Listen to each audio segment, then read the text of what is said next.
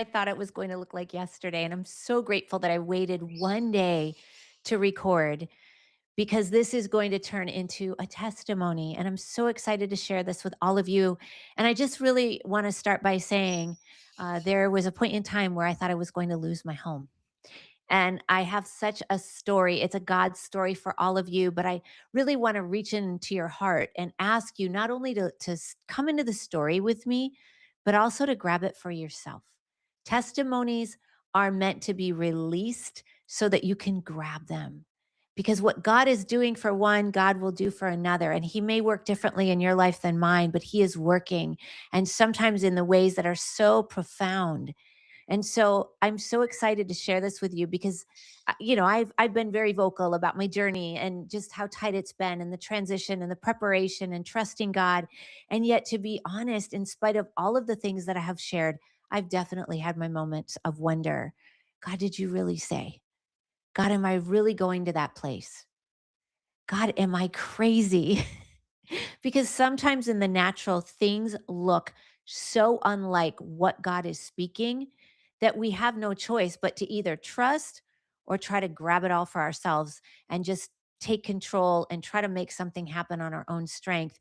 And I am kind of the queen at times of self reliance. And it's something that God has been working with me on for a very long time.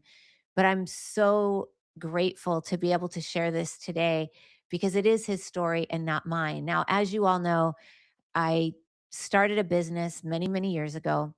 I went into private practice doing grief recovery and then life coaching. And it was a couple of years of just what I've talked about, things being tight, not knowing what was going to happen, feeling this deep call in my heart, and yet looking at the fruit of my labor going, it's not what I think it's supposed to look like. And I don't know if I'm ever going to get there. And I think back then, even though I had a very close relationship with God, I didn't really understand this whole idea of being prepared and how things get worse before they get better and looking for ways to trust and all of the preparation that it took. I'm such a visionary that I knew the vision. And because I wasn't seeing the vision, I was often walking in a lot of discouragement.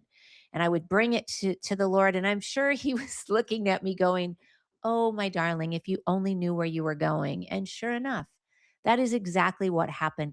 The vision He had given me for what it would look like to have my own private practice where I had the beautiful opportunity to walk alongside multitudes of people on varied parts of their healing journey. And I saw miracle after miracle, and it was glorious.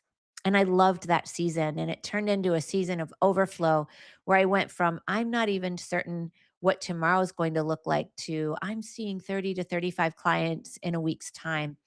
And at that point, so much was coming toward me that I wasn't even really on social media anymore. I used to do videos a long time ago. I wasn't doing that anymore. I just didn't have time. And everything was coming by way of referral because that's what God does. When He opens the floodgates, He opened the floodgates. And once I was in it, I did understand why I needed to be prepared for so long because it really took a lot of understanding and inner strength and reliance on Him to walk through those weeks. And then a few years ago, He started to speak to me again. And He started to talk to me about revitalizing the social media influence and to start to look to move into a greater vision, a place that He had promised me a long, long time ago. And He started to tell me that things were going to change in my business. And they did. But in the middle of all of that, I bought a home. Now, this home that I live in is a testimony to Him. I bought this home in the middle of COVID. I bought it in the middle of people in bidding wars. And to be, again, totally honest and transparent, this home felt like a bit above my pay grade. It was the Lord that walked me in the door. I mean, I was not supposed to be in this home in the natural because I was outbid twice. But as God would have it, both of those buyers ended up backing out and the home was given to me. And so it was beautiful. And there were many times I woke up in this house going, how do I even live here? How is this my home? And to be honest, not too long after, I did go into this fear. I had this fear. It wasn't a rational fear, but it was a fear that this was going to be taken away. that the thing that God had given me would surely be taken away because I wasn't deserving of something this nice. I wouldn't be able to hold on to it. Or, like how I had grown up, people in authority often changed on a dime. And so, somewhere deep inside, I was holding this belief that God would surely change his mind. He would surely take this home from me. And it wasn't more than maybe a year and a half in that things started to get really tight. My business, just as the Lord had promised, started to shift. He had told me, "You're not going to be seeing so many one-on-one clients. You're going to shift into these packages. You're going to be doing more trainings. You're going to be speaking more. There's a place that I'm leading you to." And I wanted to go. And I told him one morning a couple years ago, "I'm in. I'm in. I'm in for the ride. I want the adventure with you, Lord. I don't want to stand in front of God and feel like I've buried something or buried my talents. I want to stand in front of him and I do want to hear, 'Well done, good and faithful servant,' to the best of my ability." And so I was in for the adventure, and then things just got tighter and harder and weirder. And as you all know, last year I was in court fighting to get a restraining order because I was being stalked by an ex. And it was not a place I ever thought I would be. And it was a very tumultuous season for me. It was very stressful. And yet, the Lord really used it to help me to pare my life down and kind of narrow my focus, and also to start to be in this position to receive. I had always worked really, really hard for everything that I had. And I believe in giving and being generous, but I had never had to be on the receiving end of, I'm in a situation where I can't afford this. I'm in a situation where I don't know what to do. And being in that position, God really used it to help me to start to learn that I don't have to rely on myself. I mean, the truth is, when my practice was overflowing, who was that from? That was from Him. That every person that came was somebody that God sent. So it wasn't like it was all me, but I was working very, very hard. And as the stress grew and as the tension grew, I got to a point where I couldn't do things the way that I had always done them. And also, resources were tightening up more and more and more. My practice was slowing to a crawl, and the other doors weren't quite opening yet. And I had some personal resources and I was needing to use them. And then coming into this year, it was, I don't have those resources anymore. I'm at the end of my rope and things are not opening up the way that I thought that they would. And I didn't know what to do. And I was waking up, you ever have those mornings where you wake up anxious, you wake up stressed? I would wake up some mornings feeling panicked, and I would try to figure out what to do. And I'm kind of that person, I'll do whatever it takes. If the Lord was like, "I want you to go work in an office right now," I would do it. I come from that world. In a second, I would have done that. But it wasn't where He was calling me, and I knew it. Like deep inside, I knew it. And it's been amazing what He's done during this time, because I went from waking up panicked to then starting to wake up in peace. Not that I was always in the greatest of moods or everything felt like rainbows and butterflies and sunshine. There were mornings that did feel like that. And there were other mornings where I was hurting and I was discouraged, but I wasn't shaking in fear anymore. And that was really, really new. And then I remember the month. It was in February, and it was the first month I couldn't pay the mortgage. And I was sitting there, and I remember sitting there in tears, you all, just sitting there in tears going, "Oh my goodness." First of all, I thought I would be remarried by now and I wouldn't be navigating this by myself. Secondly, the Lord knows what I need, and yet He hasn't provided. And yet I know He's calling me to a place. And I happened to be listening to a book, and I'm trying to remember the book. It was about the power of prayer. And one of the things that the author said is that when there's an elevation, and God is taking someone into this new place, that often comes after they've exhausted all of their own resources. And that did encourage me. It did really feel like no matter what I did, it was like the faucet was closed and God was not going to open it. It wasn't like I wasn't doing things. I mean, I've maintained my position with the Institute. I am a trainer for the Institute, and there is income there. It wasn't enough to cover everything because it's a very part time position, though I'm extremely grateful for it and I absolutely love it. But it was all the other things that I had done that just, they would come and nothing would materialize no matter what I did, no matter the prayers, and people were praying for me, and then all of a sudden, out of the blue, somebody would just send me money. Or I have a dear, dear friend who the Lord would just lead her to be like, "This is who you're giving to this month." And oh my gosh, I had never been in this position, and it was humbling, but it was beautiful. I have to tell you all, being on the other side of that kind of giving has shifted my heart in dramatic ways toward the idea of giving, which I'll talk about in a moment.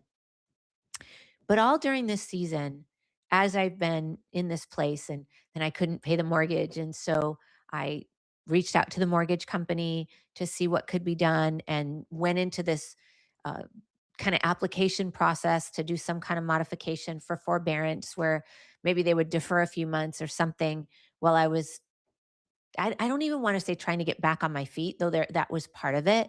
I definitely was kind of still healing from last year, but for whatever God was doing is what it felt like.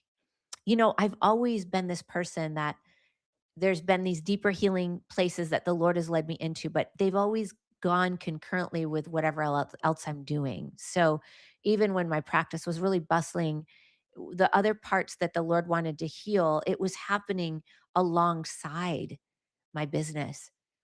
And this time that wasn't the case. Now, it wasn't like I wasn't investing and sowing into the areas that God was leading me to, but they weren't monetizing yet. It wasn't like there wasn't income coming. And so I like I said, I had moments where I didn't know what to do, what is happening. I'm in this process with the mortgage company, and things are getting really dragged out, and they kept saying they needed more documentation, and the months are dragging on. And I really was at a place of, Lord, I'll sell the house. I don't need to keep the house. I will totally sell it. And he was very clear with me. Sandy, I gave you that home. Why would you think I would take it from you? And that question, you all, hit a place inside. Why did I believe that? Why was that belief so deep, deep, deep inside, where I believed that good things would be taken away? Where I believed that somebody's goodness would turn on a dime and then it would become punitive. I knew what I had grown up in. I knew where that came from to a degree, but what I didn't understand is, why was it still operating inside of me? Why was that still a belief that I had? Why was it still a stronghold? Because I was definitely believing that about God, and I was foisting that onto him. And even though I knew that, for some reason, I couldn't just break through it in prayer. I've done lots of work around strongholds. I've done a podcast on it. And I'm a huge believer. And in the name of Jesus, those lies need to break in his name, because those lies are from the enemy. And yet, what I learned in this season is that sometimes there are things that only can be broken through via experience. Sometimes experientially, we have to come up against some of our greatest fears, only to walk through them to come out the other side, to truly realize how good God is. And that was the case for this one. This one was deep. This one felt like it was part of my DNA.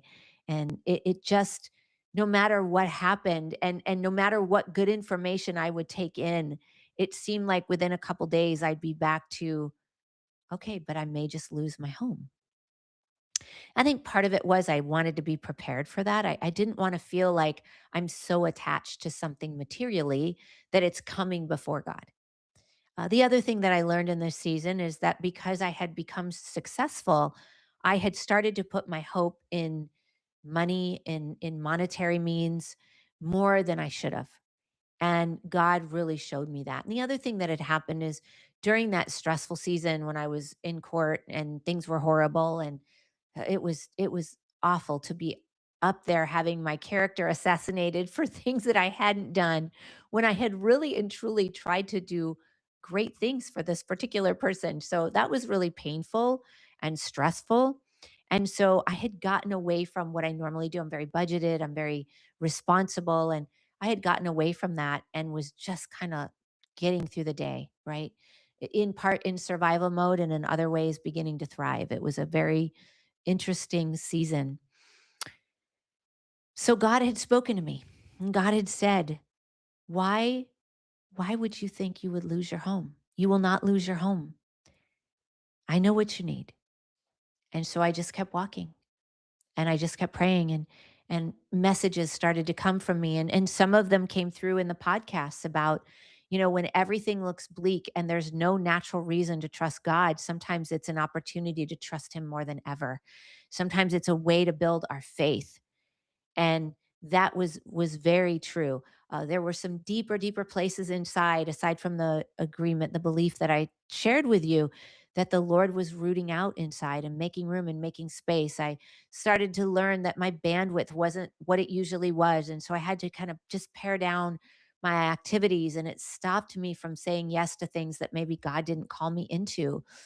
It really helped me to focus on where can I be generous with whatever I have. And it was it really came from this whole idea of receiving. And so that was something that was starting to happen in this season.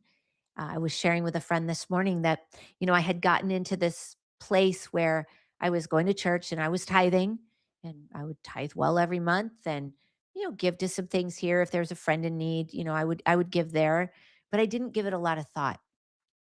And what started to happen in this time is I started to go, instead of just blankly throwing a tithe somewhere, what if I was very intentional about asking God, what can I give and where? Sometimes it might be a little bit of money, but other times it might be just something that I have that somebody needs. And it was incredible to me, the things that he did. I have this, it's a really, really nice mattress that I had gotten a while ago, and it was in this room. But this room has become my office and my podcast room, and there's just no room for a bed in here. And so I had stored it in the garage, and it's, gently used, and I had a bed frame for it. And so I put it on Marketplace, like, well, let me try to get a little bit of money for it because things are tight, and I'm trying to navigate this season. And it was on there for like a week, and then I just felt the nudge, and the Lord said, "There is somebody that needs this. And so I want you to offer it to somebody that needs it." So I changed the ad on Facebook Marketplace, and that's what I put in the ad. Is I put at the end, I'm giving this away, but it's only to the person that needs it. God has led me to offer this to whoever really needs it. And there were people that were not really looking at what I had read that were responding, and then a woman responded. And it was, I knew the moment she responded. She had been in the park playing with her grandchildren, and she had hurt her back and thrown her back out, and she was in a lot of pain, and she needed a firm mattress, and this one is really, really firm. And I knew in that moment it was her. And so I reached back out to her. We communicated. Her son and husband came and picked it up, and she wrote me this beautiful note. And I just cried when I got the note because it felt so amazing to be able to give in that way, so intentional, so the meeting of somebody's need. And it really has invited me into this season with the Lord of being much more intentional about giving, about really making sure that it is from Him and that it is really meeting the needs that people have. And if I weren't in this season on the other side of people doing that for me, I would have never seen it the way that I'm seeing it now. And so time went on, and then I started to get nervous because the application was finally complete and it had been in for 30 days and I still hadn't heard anything. And then all of a sudden, within a week, things started to shift. Packages started to come in, and even though I hadn't heard anything, I was like, "Wait a minute, what's going on here?" And it came on the other side of helping a friend out with a family, kind of a family crisis that they were in, and just they had a funeral to plan, and just they do so much for so many people. And So I was so grateful to have the time to be able to serve them. And I woke up this morning and I went and I looked to see if I'd received any communication, and there was communication, but all it said is that your package is complete. I'm like, okay, so that's from like a month ago, and you're just now sending me a notice. And then I went in and I looked at the payments, and sure enough, the loan had been modified. It's in a trial period. All that means is you just make the payments when they ask. And guess what, you all? The exact amount of money that has come in with those packages is exactly what I need to make the first payment at the end of this month. And I'm still processing. So, like, I'm processing with all of you right now because I'm so amazed at God. I'm so amazed at how perfect and intentional He really is. And I'm so grateful. But more importantly, I want this to reach people that need to grab this. Please grab this. I am telling you, things are not always as they seem. Sometimes when we're in that season and everything in the natural does not look right, and it seems like everything is falling apart and going to pieces, and the things that we've contended for are not there, and the blessings that we were supposed to receive haven't happened yet. Sometimes not only is that preparation, but what I have learned recently, it's promotion. Sometimes that is the very act of promotion. I feel like we're all used to maybe the business world or the corporate world or just the world in general, where if you're working at a job and you do a good job, then you receive a promotion. So you go from doing a good job and maybe making a certain amount of money to then doing a bigger job and making more money. And that's how you get promoted. That's what you do. And that's what we're used to. That's what I'm used to. I come from the corporate world. The whole idea that I could be in a situation where everything feels like it's falling apart and feels backwards. And I honestly, you all had to fight at times to not feel like an imposter when I'm coming on here and giving words or when I'm leading trainings and, coaching people. I had to kind of pause and breathe. And I needed to really get the Lord's reframe on my season. Otherwise, I would have been in a corner, kind of huddled up, which there were days I wanted to be. But we're not used to this whole idea of what promotion looks like in the eyes of the Lord. Promotion often looks like things being so stripped down so that you can hold the weight of the blessing that's coming upon you, so that you can hold the season. You see, when we're in a job and we get a promotion, it might mean we have to do more work, or it might mean that we're overseeing a couple more people. But in heaven's economy, when we are being promoted, it comes with a great deal more weight, responsibility, and warfare. Promotion does not mean easier. Promotion means greater impact. Greater impact comes with more resistance. It comes with more warfare. It comes with more things that could potentially be betrayals. And it comes with more opportunities to get distracted or have assignments come in at a new level to take us off of our path and our plan. And so when we're being promoted in the eyes of God, we often need to be heavily prepared so that as we step into the promotion, we're so armed up and ready. We've so learned to trust God in a new way and on a new level so that our feet are not slipping under the weight of wrong assignments and distractions, so that we're trusting Him.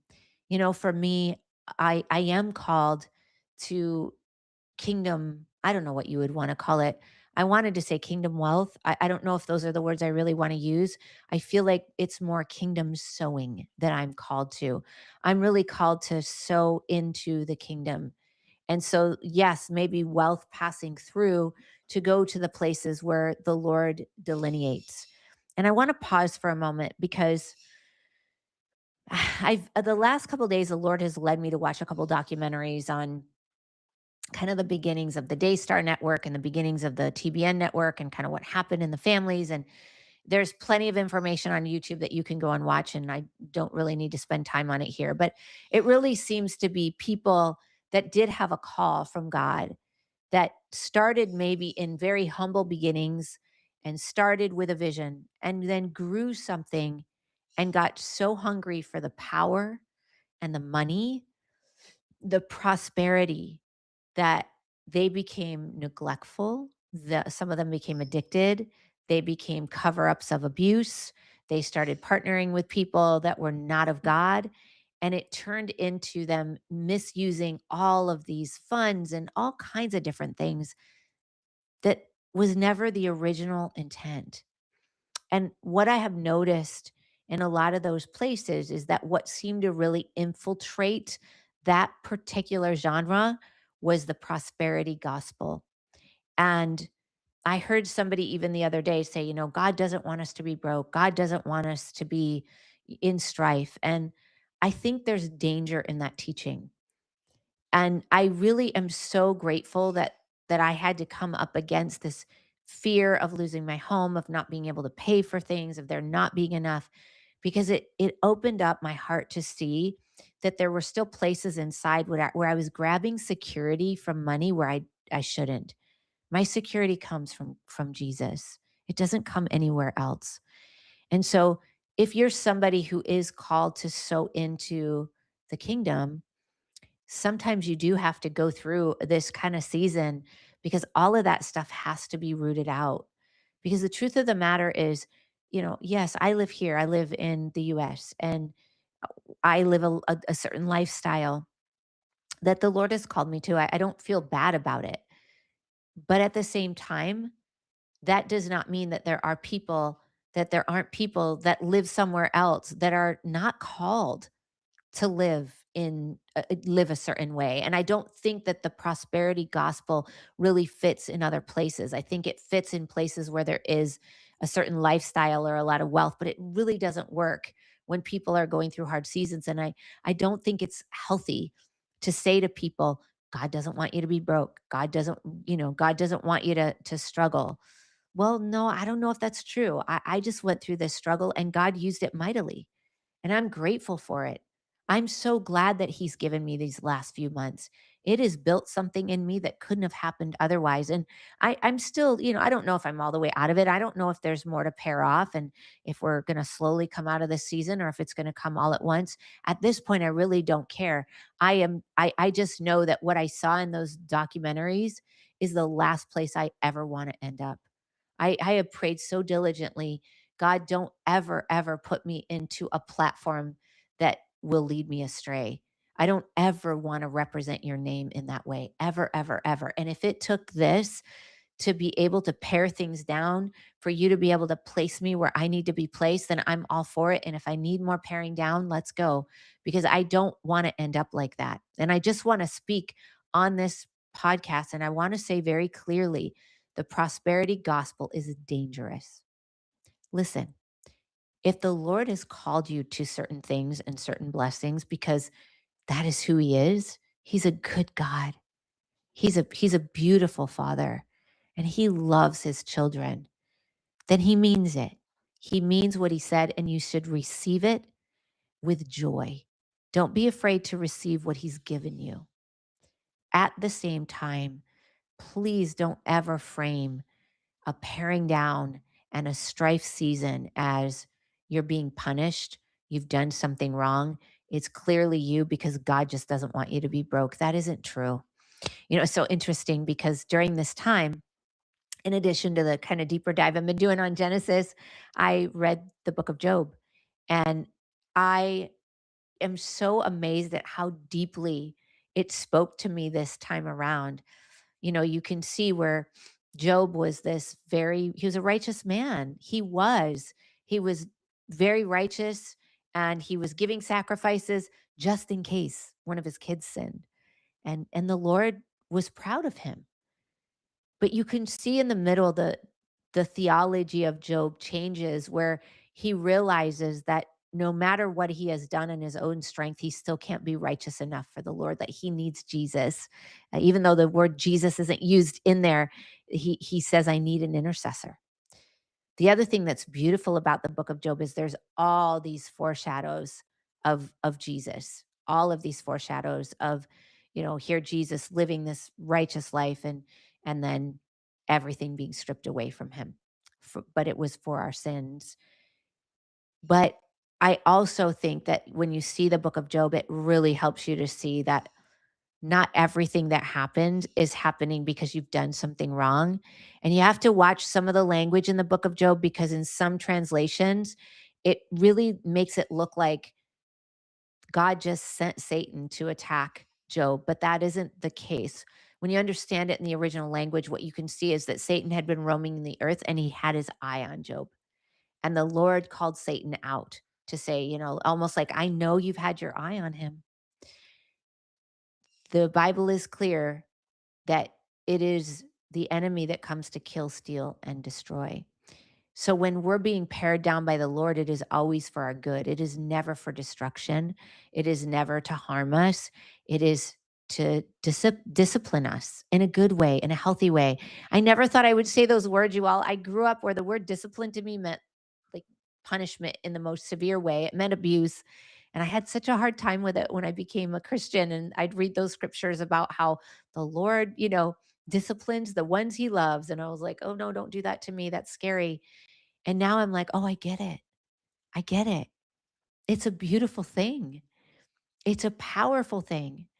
And in this season, what God has done in me and what he's shown me, I don't think it could have happened any other way.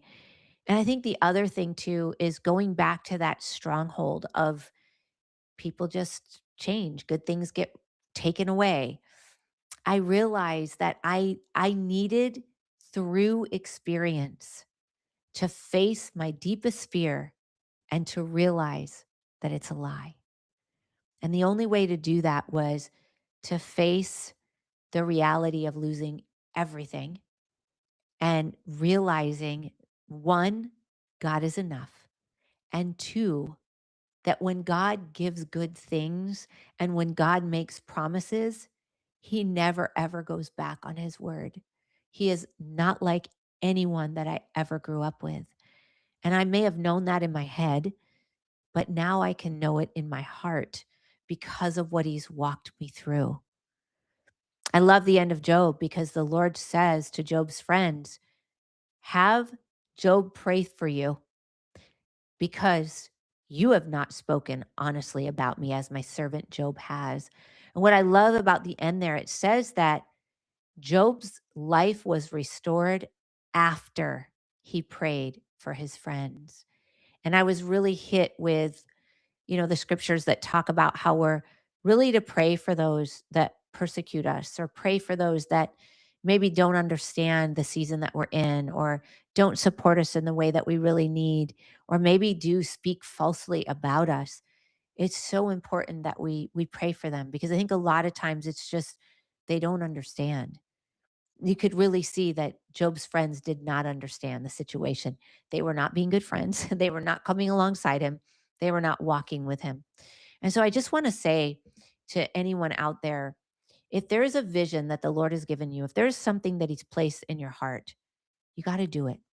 I have a dear friend who I love her. And it's so interesting because she just has that wisdom. And sometimes she'll say things in one or two sentences. And I hadn't seen her in a while. And few weeks ago, I was spending some time with her, and I was being honest, like, yeah, I've been through this season. I haven't known how I was going to, pay my mortgage. And I said, but I feel this calling and it's deep in my heart. And I feel like I'm supposed to keep walking, even though it looks silly. And she just looked at me and she said, you got to do it, Sandy. You got to do it. One of the other interesting things that happened during this time is I went from waking up with, like, I'm stressed. And I remember I said I would wake up and then I was more at peace.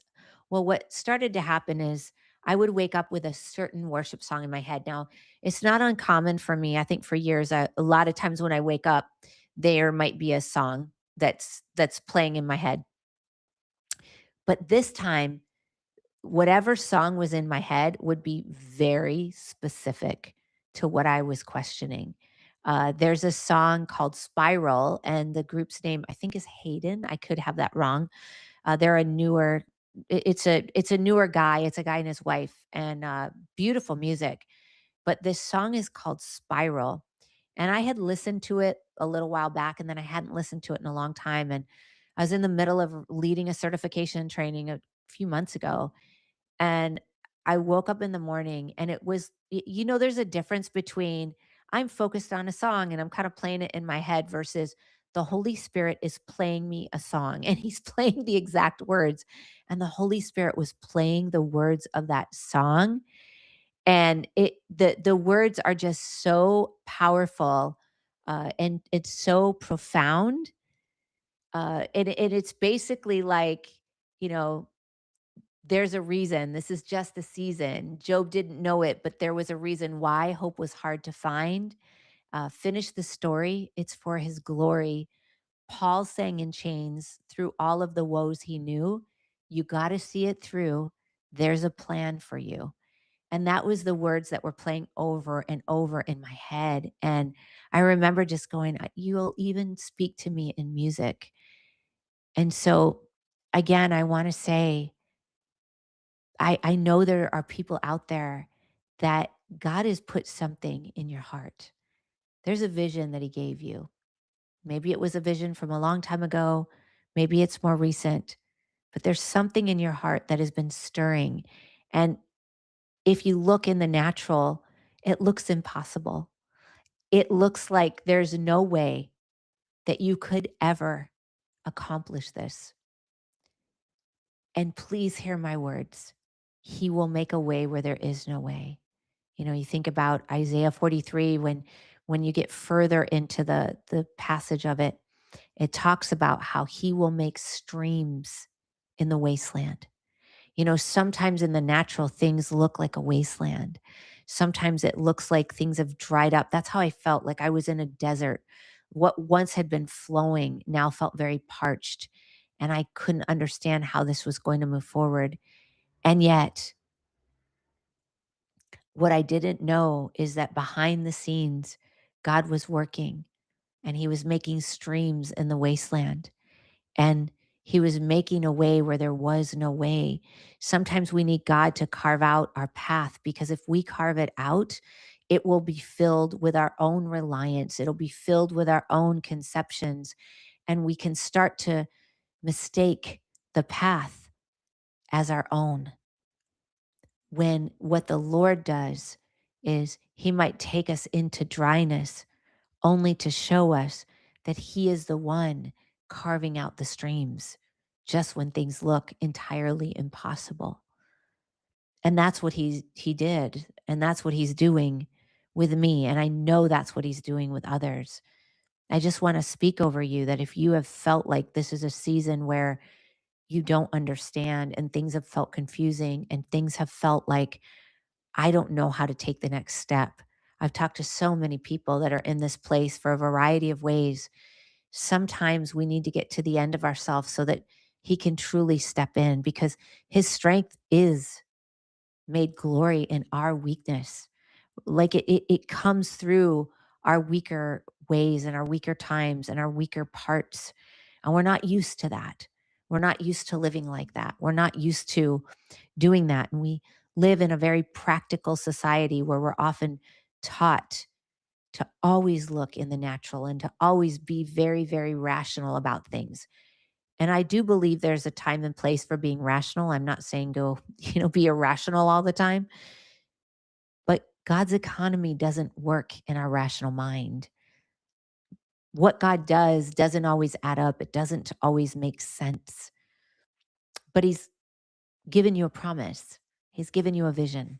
He's given you a spark. He's given you something inside. Don't discount it. Don't run from it. Don't walk away from it. Don't feel like this isn't for me, this is just for other people, because he's got something for you. Allow him to be the one to make the way. Allow him the one to guide you on what to do. And the other thing I want to say is also look for ways, intentional ways, God's ways to be able to sow when you're in famine, when you're in lack.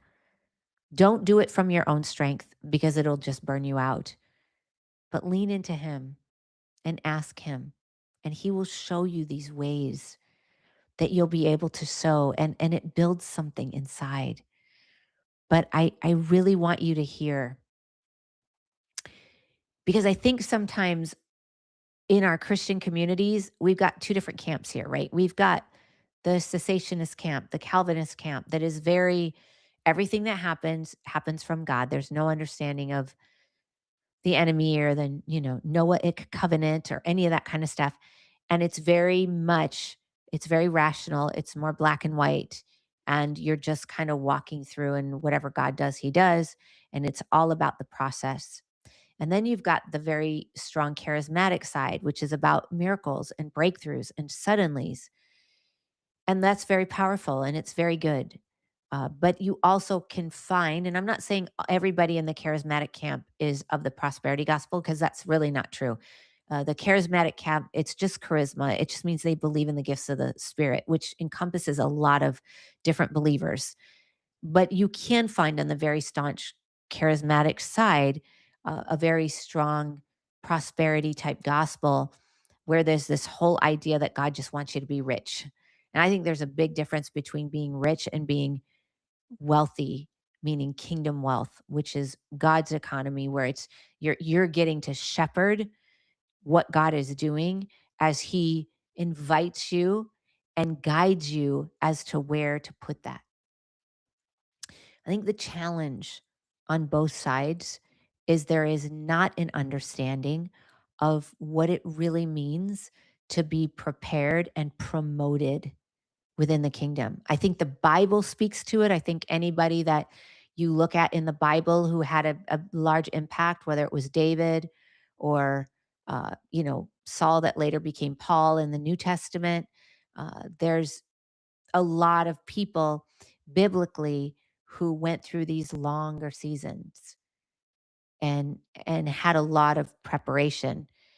Saul in the New Testament, who was really going after Christians, right? He was persecuting God's people, even though he was a Pharisee because he didn't believe in Jesus and had that radical transformation with Jesus. When you read it in the Bible, it looks like he had the transformation and then dun, dun, dun, he was preaching to everybody and he wrote 2/3 of the New Testament. But there was 14 years between that moment and between when he really stepped in, right, to his ministry. I mean, even you look at Jesus, we have the birth, we have a little bit of his childhood, but then he stepped into ministry, right, at the age of 30. So the Bible often speaks to God's preparation, where I believe truly he weaves a lot together, right? There's just he was turning off my faucet and he was guiding me. The enemy was also attacking me, coming at me with great resistance because of where God is leading me. But God is using all of that to develop me and sharpen me as long as I'm staying close to Him and not giving up.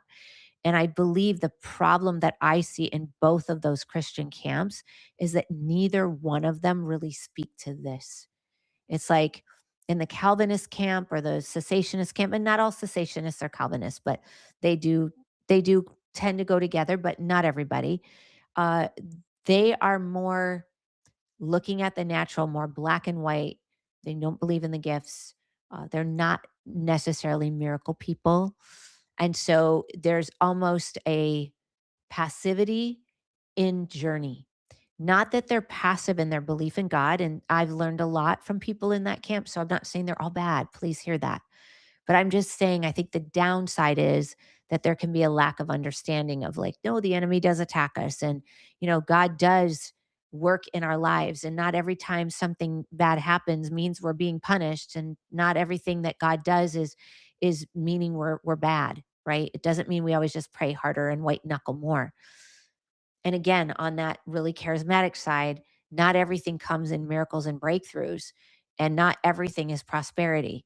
And I think the people that are really being brought into a place of true kingdom wealth are being taken in these seasons because we don't want to end up like people who acquire all this wealth and they forfeit their very soul. I'm not saying that that means that all of those people have gone to hell. I don't know. I don't know. That is the Lord's camp. But what I am saying is the legacy that they ended up leaving was a very poor legacy. It's really important in these seasons when we're pared down and we're leaning into God that we really lean in so much more deeply to his voice. And sometimes it's a faint voice because we are truly walking by faith and not by sight. Because when you get into the abundant season, you want to remember that with that abundance, with the blessing, with the promotion, as I've said, comes the warfare, comes the assignment. And you want to be in a place where you're so tuned in that you're not running through every open door, that you're not partnering with every single person that comes. That's what I've kind of learned in watching all the stuff that's been outed with a lot of the church lately. There's been a lot of pastors that have been outed with different abuses and different things and things on the charismatic side. Seth and I did a few podcasts on that. But that's one of the things that I've learned is not everything that looks good is from God. And so I truly believe that having a pared down season gets you ready for the voice.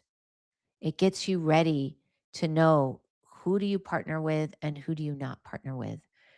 Who's in your life and who's not in your life. Not because everybody's bad, but because there are only certain people that the Lord may call you to walk with. And so I just think it's really important that not only do you listen to the voice and that you not give up, but understand that with great pare down comes great promotion, my friend. It's not as it seems. And so I just want to thank you for tuning in today. I want to thank you for listening. There's a prophetic dream that the Lord gave me just recently, and I'm going to be sharing it on a future podcast because I think it's a super important message for the body and for where we're all going and what we all need in this season.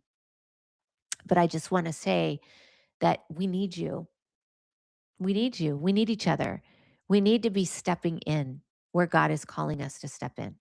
We need to be walking in the places He's calling us to. There is so much more than what we can see in the here and now. And life means so much more than what we are experiencing in the natural. And so, you, my friend, have greatness within you because the Holy Spirit is within you and God is within you and he is longing to be glorified in this season. And as we are seeing many people fall and we are seeing a lot of apathy and just a lot of oppression in this time, you're called to something more because you're called to impact in a way that nobody else is. And so it's so, so important that you stay the course, that you don't give up, that you lean in, that you take in the reframes, that you allow the strongholds to be broken, because he may be taking you into an experience that may feel like it is the end of everything. But often at the very, very end of ourselves is really and truly where his glory begins in greater measure. So I want to say thank you so much for listening.